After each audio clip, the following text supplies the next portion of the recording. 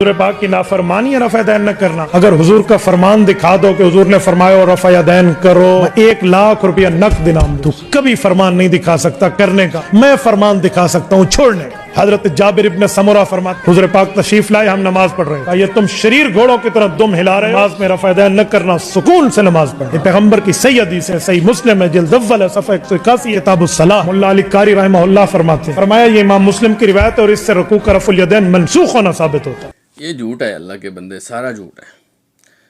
نبی کریم صلی اللہ علیہ وسلم کے بارے میں یہ کہنا ہے کہ آپ نے ہر سنت کا حکم دیا ہے. اگر ہر بات کا حکم دیا تو پھر تو وہ واجب ہوتی ہے. اور نماز کے معاملات میں اصل یہ ہے کہ نبی کریم صلی اللہ علیہ وسلم کا یہ حکم موجود ہے کہ آپ نے فرمایا ہے کہ نماز اس طرح پڑھنی ہے جس طرح تم نے مجھے پڑھتے ہوئے دیکھا ہے.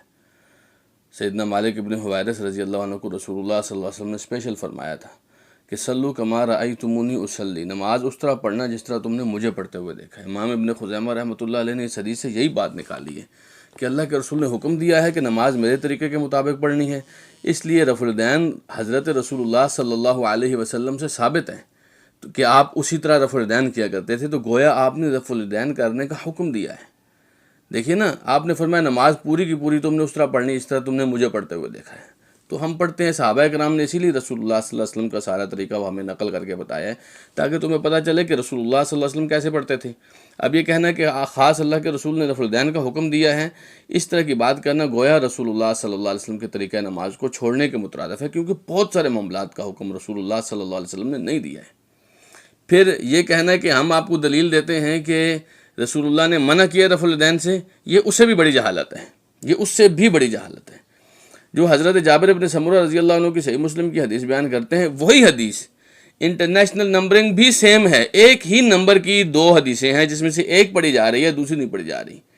حضرت جابر ابن سمرہ رضی اللہ تعالی عنہ کی ہی حدیث ہے، اسی جگہ پہ صحیح مسلم میں لکھی ہوئی ہے کہ آپ نے نبی علیہ الصلوۃ والسلام جب تشریف لائے تو صحابہ کہتے ہیں کہ ہم سلام پھیرتے ہوئے دائیں بائیں طرف اشارہ کرتے تھے، السلام علیکم ورحمۃ اللہ، السلام علیکم ورحمۃ اللہ.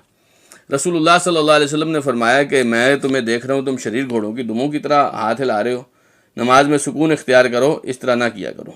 ٹھیک ہے. اب یہ جو رفع الیدین ذکر ہے یہ سلام کے وقت کا ہاتھ اٹھانا ہے، یہ رکوع کرنے والا رکوع کے بعد والا رفع الیدین نہیں ہے. امام بخاری رحمہ اللہ نے اسی لیے فرمایا ہے کہ جو آدمی اس حدیث کو لے کر رکوع کرنے والے رفع الیدین کا رد کرتا ہے اس کا علم کے ساتھ کوئی تعلق نہیں ہے. اس حدیث کو کئی محدثین نے ذکر کیا. امام نووی رحمہ اللہ نے جب صحیح مسلم کے اوپر ابواب بندی کی، اس کا عنوان رکھا اس حدیث کے اوپر، تو یہی رکھا کہ سلام کے وقت سکون اختیار کرنا. یعنی اس سے پتہ چلتا ہے کہ یہ سراسر ظلم ہے، حدیث کی تحریف ہے کہ ایک حدیث رسول اللہ صلی اللہ علیہ وسلم کی کسی اور چیپٹر میں ہے اور آپ اس کو اٹھا کر کسی اور سنت کے خلاف پیش کر رہے ہیں. سبحان اللہ.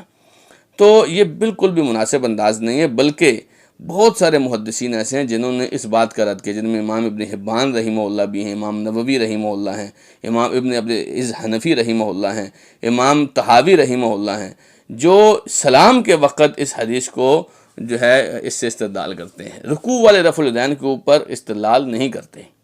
اور امام ابن عبد البر رحمہ اللہ نے، امام ابن ملقم رحمہ اللہ نے تو فرمایا ہے کہ یہ تو کبھی جہالت ہے کہ آپ اس حدیث کو رکوع والے رفع الیدین کے خلاف پیش کریں. سبحان اللہ. بلکہ شیخ زبیر علیزئی رحمہ اللہ نے اپنے کتاب جو ہے ان کی نور العنان، اس کے اندر تو 10 حنفی علماء کا یہ تذکرہ کیا ہے کہ ان کا کہنا ہے یہ حدیث سلام کے وقت کے ہاتھ اٹھانے کے لیے. آپ ایک لمحے کے لیے ذرا سوچئے، اگر یہ رکوع والا رفع الیدین بھی ہے جب ہم ایسے کرتے ہیں رکوع کے وقت، تو اس رفع الیدین کے خلاف ہے یہ حدیث، تو ساری دنیا کے لوگ کم سے کم پہلی مرتبہ تو رفع الیدین کرتے ہیں. پہلی مرتبہ کا تو کوئی انکار نہیں کرتا، تو کیا پہلی مرتبہ گھوڑوں کے شریر گھوڑوں کی دموں کی طرح ہاتھ ہلائے جا رہے ہیں؟ سبحان اللہ. اچھا، سارے لوگ اس بات کا بھی اعتراف کرتے ہیں کہ اللہ کے رسول صلی اللہ علیہ وسلم نے پہلے رفع الیدین کیا تھا، بعد میں کچھ عرصے بعد چھوڑ دیا. ٹھیک ہے جی، آپ نے پہلے رفع الیدین کیا بعد میں چھوڑ دیا، تو کیا اللہ کے رسول صلی اللہ علیہ وسلم پہلے شریر گھوڑوں کی دموں کی طرح ہاتھ ہلاتے تھے؟ ہم تو ایسا نہیں کہتے، ایسا بالکل بھی نہیں ہے. یہ سلام کے وقت کی غلطی تھی جس کی رسول اللہ صلی اللہ علیہ وسلم نے اصلاح کی. ایسا نہیں ہے کہ آپ ایک عمل پہلے کرتے تھے اور بعد میں آپ نے اس کو شریر گھوڑوں کی دموں کے ساتھ مشابہ دے دیا، ایسا نہیں ہے. بلکہ اس کے اوپر ہمارا دعویٰ یہ ہے، کوئی ایک حدیث دکھائی ہے جس میں رسول اکرم صلی اللہ علیہ وسلم نے منع کیا ہو کہ پہلے تم رفع الیدین کرتے تھے تو ٹھیک تھا، اب میں نے تمہیں منع کر دیا ہے. ایسی کوئی بھی حدیث نہیں.